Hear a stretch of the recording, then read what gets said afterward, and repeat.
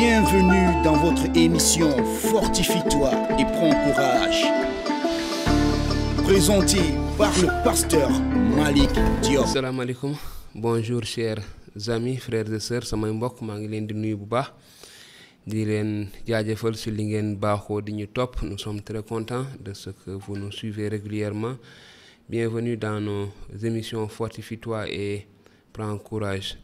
Donc dal leen ak jàmm ci suñu émission dëgërlu leen wala am leen Pastef te jëm ca kanam. Kon tey dama ñëw indiwaat beneen waxtaan. Je viens ce matin avec une autre exhortation afin que nous soyons fortifiés dans notre Seigneur, dans notre marche avec le Seigneur, afin que nous prenions du courage, afin que nous soyons vraiment efficaces dans nos vies. Et ce point que je vais parler, maanaam li nga xamante ne moom laay wax tey si li may wax tey mooy mbëggeel, l'amour. L'amour est l'oxygène de la vie du chrétien. Vraiment, si vous fekkente ni taalibe bi dafay dund maanaam ngelaw li muy noyyee mooy mbëggeel. Te loolu la ñuy gis itamit si borom bi Yeesu. C'est ce que nous voyons dans le Seigneur Jésus, c'est ce qu'il nous a montré dans sa vie. C'est ce que même d'ailleurs Dieu nous a montré dans sa relation avec nous dès le début, dès la création. Si bi muy tàmbali ci bi ñuy sàkk foofu la yàlla tàmbale woon ak ñun. Kon dafay baax si ñun itamit ñun ñu nekk ay taalibe ñu am ay jikkoy borom bi, ñu mën a que nous puissions développer vraiment les critères du Seigneur. Je vous donne un commandement nouveau: aimez-vous les uns les autres comme je vous ai aimé. Vous aussi aimez-vous les uns les autres.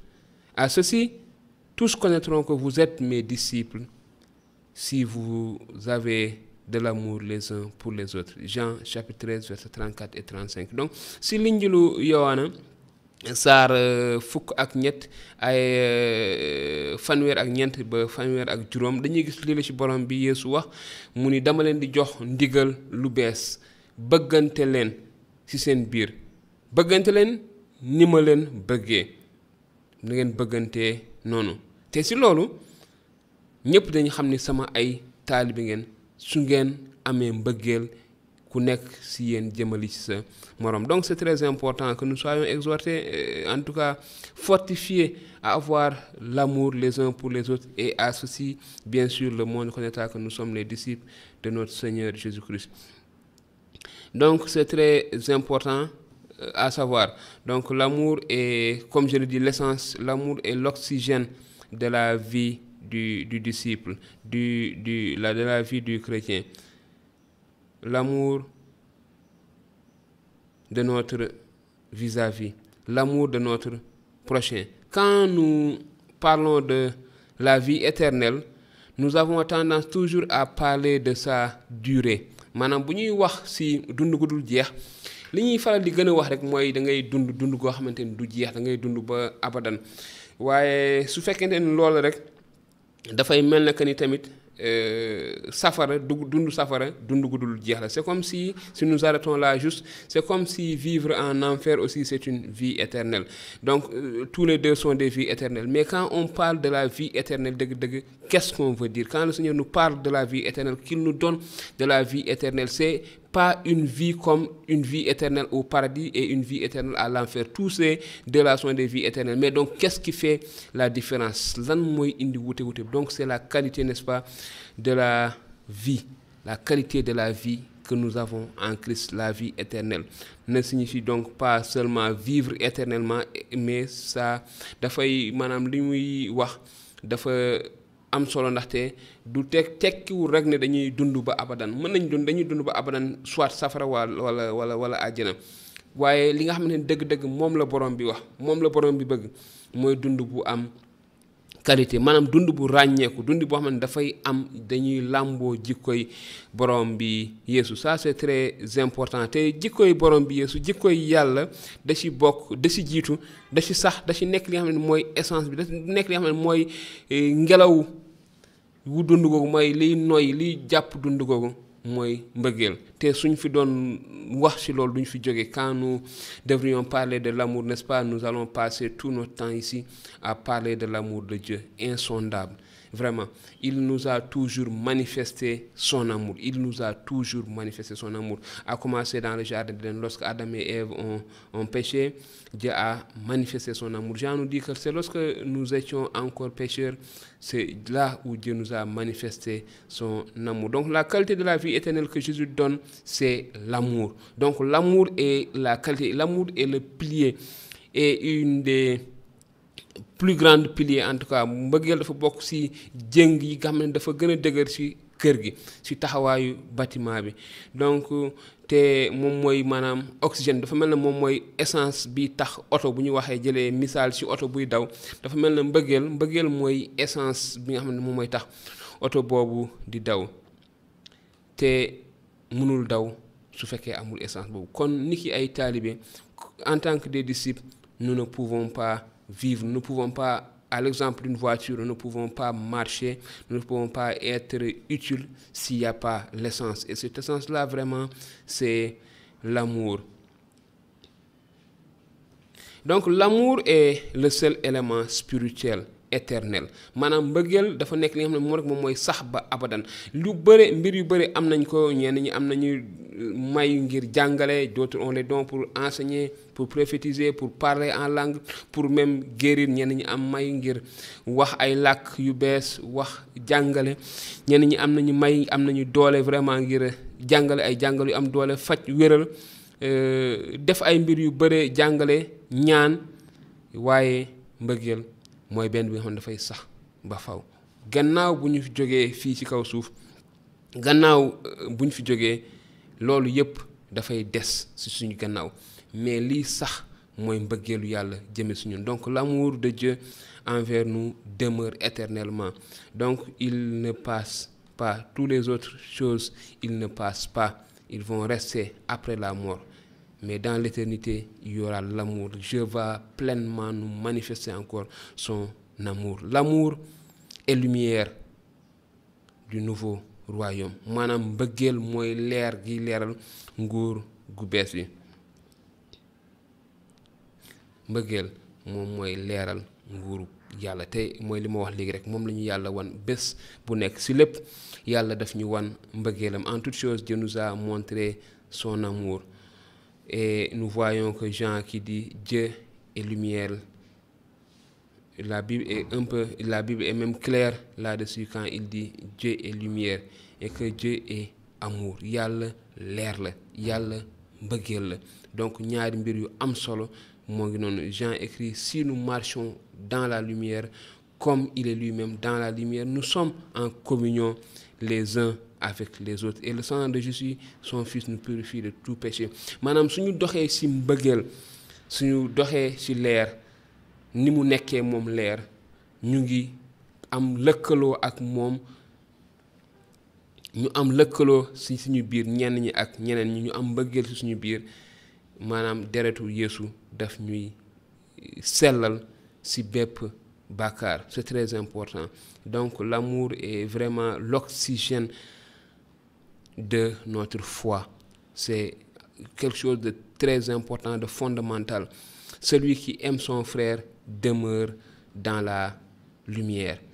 Celui qui aime son frère demeure dans ta lumière. Loolu la Jean wax, 1 Jean chapitre 2 verset 10 ak 11 mu ni celui qui aime son frère demeure dans la lumière. Maanaam ki bëgg mbokkam moromam dafay nekk sur lumière. Mais celui qui a de la haine pour son frère est dans les ténèbres. Ki nga xam ne nag dafa bëggul mbokkam, kooku mu ngi ci lëndëm te leer nekkul ci moom. Il marche dans les ténèbres et ne sait où il va. Dafay dox ci lëndëm te xamul fu mu jëm parce que les ténèbres ont rendu ses yeux aveugle. Ndaxte lëndëm gi dafa lëndëmal ay bëtam ba tax na du gis dara. Kon mu nekk lu am solo, vraiment lu am solo ñu mën a bàyyi mbëggeel jiite ñu xam ni ki ay taalibe, en tant que des disciples de Jésus, nous devons être pleinement remplis de son amour. L'amour est notre première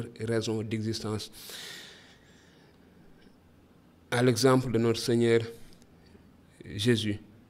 Donc là, les ténèbres, c'est le manque de lumière. Donc maanaam lëndëm mooy ñàkk am leer su courant coupé donc dafay lëndëm kon ce qui veut dire que leer amatu fa kon fu leer amul lëndëm moo fa nekk kon dafa am solo. C'est très important pour nous, en tout cas. Je veux nous exhorter à marcher encore dans l'amour, à marcher à la ressemblance, n'est-ce pas, de notre Seigneur Jésus-Christ, à être rempli d'amour et de ne pas être rempli de ténèbres, de ne pas être dans les ténèbres. Ça veut dire de ne pas manquer de l'amour. Les ténèbres, c'est le contraire. Dieu est lumière, Dieu est amour. Donc l'obscurité, les ténèbres représentent le diable, représentent l'enfer, représentent la peur et toutes ces choses. Donc les ténèbres sont vraiment l'égoïsme dans la vie, beaucoup de choses, l'individualisme et toutes ces choses. La lumière et amour, communion, partage. Donc mbëggeel moom dafay nekk bokkoo, dajaloo, séddoo, jàppalante. Si nous marchons dans la lumière, nous jouissons de la communion fraternelle parce que nous nous voyons comme des frères. Maanaam bu ñu dee dox ci mbëggeel dañuy dox ci benn, dañuy dox ci mbokkoo ndaxte dañuy gisante ni ki ay mbokk. Donc mu nekk lu am solo et que nous voyons le Seigneur Jésus qui disait lorsqu'on l'a demandé le plus grand commandement, biñ ko laajee ndigal li gën a mag, qu'est-ce qu'il a dit? Tu aimeras l'Éternel ton Dieu de toute ta force. Donc daf ñu fàttaliwaat suñu mbëggeel jëmale suñu yàlla si suñu xel, si suñu doole, si suñu kàttan, si suñu mën-mën gépp. Waaye beneen pàcc bi tamit ba léegi borom bi Yeesu wàccul mbëggeel mu ne na nga bëgg sa moroom ni nga bëggee sa bopp. Na nga bëgg, tu aimeras ton prochain comme toi-même. Na nga bëgg sa moroom ni nga bëggee sa bopp. Donc c'est à cela que le Seigneur nous appelle. Si loolu la ñu borom bi wax de nous aimer, d'aimer nos prochains. Rappelez-vous la parabole du bon samaritain lorsque les gens voulaient savoir en réalité qui est le prochain. Kan mooy sama mbokk, kan laa war a bëgg. Donc quand on parle d'amour, il faut que nous soyons clairs. Dieu aime tous les humains. Yàlla dafa bëgg doomi aadama yëpp, dafa bëgg nit ñëpp. Tawam da koy sotti si nit ñëpp ci xeet yëpp. Kon yàlla daf ñu woo bien sûr ñu tàmbalee bëggeel lu nekk dafay nañuy waxee ni ñu koy waxee bay sa weewu tànk. Donc bu ñuy bëggante dafa war a am fu mu tàmbalee.